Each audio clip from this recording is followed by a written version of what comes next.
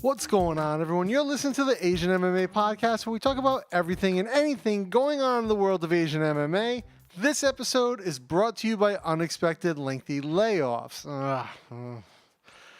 Anyway, I'm Dana Bluen, and today we're talking about a lot of stuff. There's a ton of things to go over, to unpack, so let's just get right into it. Now, the first thing in big news that isn't really MMA related, but is MMA related, is that Muay Thai, the art of 8 limbs, has been granted provisional recognition as an Olympic sport.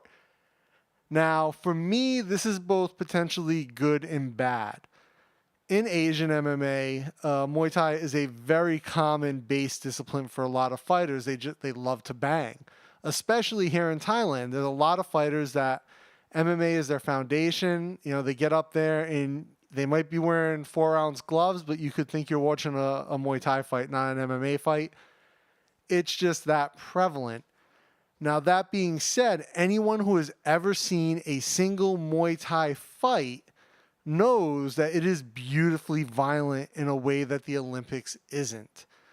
And that's one of the things that kind of has me on the fence here. It brings up, a lot of fear that the OIC might look to turn Muay Thai into something similar to Taekwondo, where the fighters come out heavily padded. Who knows, maybe they'll even put elbow pads on them or something. And it becomes more of a points game instead of just brutally vicious leg kicks and gorgeous flesh-slicing elbows that we're used to seeing in Muay Thai. I personally like my Muay Thai primal and devastating, not Olympic TV friendly.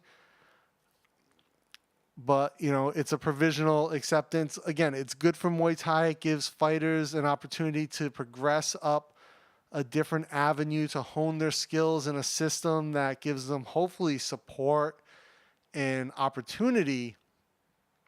We've seen a lot of Olympic wrestlers do very well in MMA. I would love to be able to say the same thing about Olympic Muay Thai fighters, but I just don't know that the sport is Olympic friendly, TV friendly. Muay Thai is a fantastic sport. It's beautiful. It's violent. It's everything that a combat sport should be. Is it ready for the Olympics, or is it right for the Olympics? Is the Olympics ready for something as amazing as Muay Thai? My initial gut feeling says no, but we're going to have to wait and see. Luckily, like I said, it's just provisional, so let's give it some time and see how it unfolds. Moving on. Now, since the last show I did, which was a little while ago, I've been kind of sick on and off, so I haven't had as much opportunity to update. But there's been a lot of news with One Championship, as there has been the whole Q4, apparently. They're just breaking the news cycle. They had 2 significant signings that I want to talk about, or I should say at least they're high profile. I don't know how significant they're both going to be. One of them being Sexyama and the other being Sage Northcutt.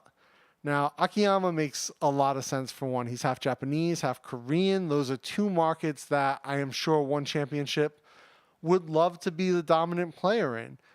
2 big markets with high buy rates for ads. All the metrics that one is moving towards do really well monetarily in those 2 countries. He's a good fit there for that very reason. He's also a veteran of the sport. He's got a fairly good record at 14-6. But he has not fought since November 2015. So by the time he steps in the one cage, or, could be the one ring by that point, I don't know, could be the one bouncy gym. They keep changing their kind of format and going with a lot of things. Who knows what they're going to be doing in 2019, but it could be as much as a 4-year layoff for him by the time we see him. So I don't know how he's going to look. I don't know what he's been doing in that 4 years since then. All that being said, he's still a very marketable guy, especially in those 2 markets where I think that they want to start to play. We know they're going to Japan next year. Korea could be right around the corner for them as another play. 2 big, like I said, media market houses, 2 places where they're going to be able to sell ad rates at a much higher rate. They're going to get more valuable views on their fights through their app or whatever avenue or venue they go through. So I think it's going to be good for Sexyama, not just from a fight perspective, but I think one's going to put a lot of pump behind him. And we're going to see him be a PR guy in Japan and Korea. And that's going to just build his brand as well as build the One brand and give We've seen them employ fighters in other roles before, so like potentially could be something he's looking at if he's looking at the end of his career here. That brings me to Sage Northcutt. Him, on the other hand, I'm not so sure about. He's got a great record up until this point. He's 11-2, 8 fights in the UFC.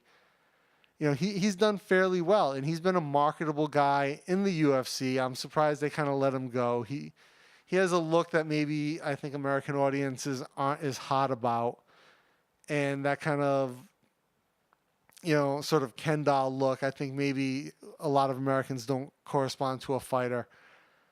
You know, not so much, for me anyway, at least, in the UFC model, it doesn't work. Now, with that being said, I also don't see him fitting into this whole Asian superheroes thing that we see Chatri Sit-Young-Tong talk about every time he's talking about the meaning of one and the mission of one, what they're looking to do.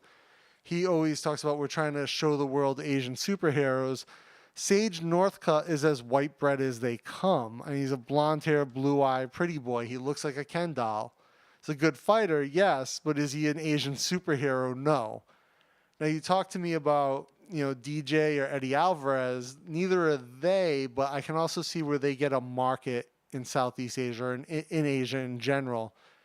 DJ with the esports, it makes a lot of sense. Eddie Alvarez has roots in Asia from his early fighting career, so those two things make sense. Sage, we kind of have to wait and see. The upside, he does have a fairly recognizable name and face in the U.S. Whether he pulled views for the UFC or not, I don't know, but you know, he was a marketable guy in that regards, and his look will definitely stand out in Asia. You put him on a poster, it's going to get people's attention. But if they want to use him in the U.S., they're now in a much better position because One Championship has gone and inked a 3-year deal with TNT Broadcasting in the States that will see One Championship break into the U.S. airwaves. Now, the details on the deal are apparently that it will include 24 live events that will stream on Turner's Sports digital platform PR Live, and TNT will air taped events as well as like possibly a reality show or some other content. And the reason for the taped events is obviously that we're on the other side of the world from the U.S. If we were showing them live, it wouldn't be a good match for the demographic. So they'll tape them, they'll show them later on. We'll see how that plays out. I don't know how one's going to do with an American audience. The UFC is putting out more and more content. That is really the standard in the U.S. The one shows can be great. They do have some fantastic fights. I don't know how American TV ready it's going to be, but we also don't know what type of changes they're going to make to the product going into the U.S. market. So I'll definitely be watching that. It'll be something interesting to see what type of adjustments they make. Now, over the weekend, Road FC 51 took place, and we saw Seo-Hee, retain her women's atomweight strap against a very game Park Jeong-Eun via unanimous decision. It was a great fight, 3 rounds. You know, Road does the 3-round championship fights. Really good fight. I enjoyed it. I like what Road has done, especially the past year.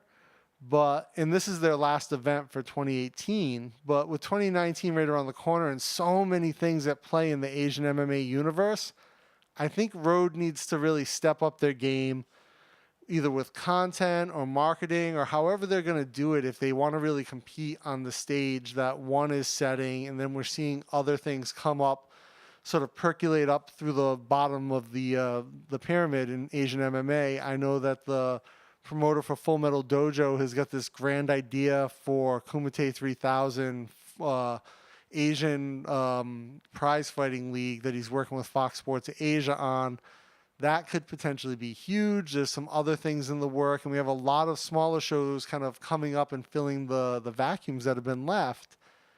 And I'm sort of afraid Road's going to end up being this sort of promotion that disappears just because they're not adapting to the space around them and changing to gain a little bit more market share.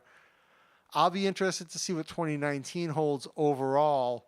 I'm probably going to try to do a podcast closer to the new year before January and talk about, you know, what exactly can we expect to see from, you know, Asian MMA in 2019 and what I hope to see from Asian MMA in 2019. With all that said, guys, that's all I have for you today.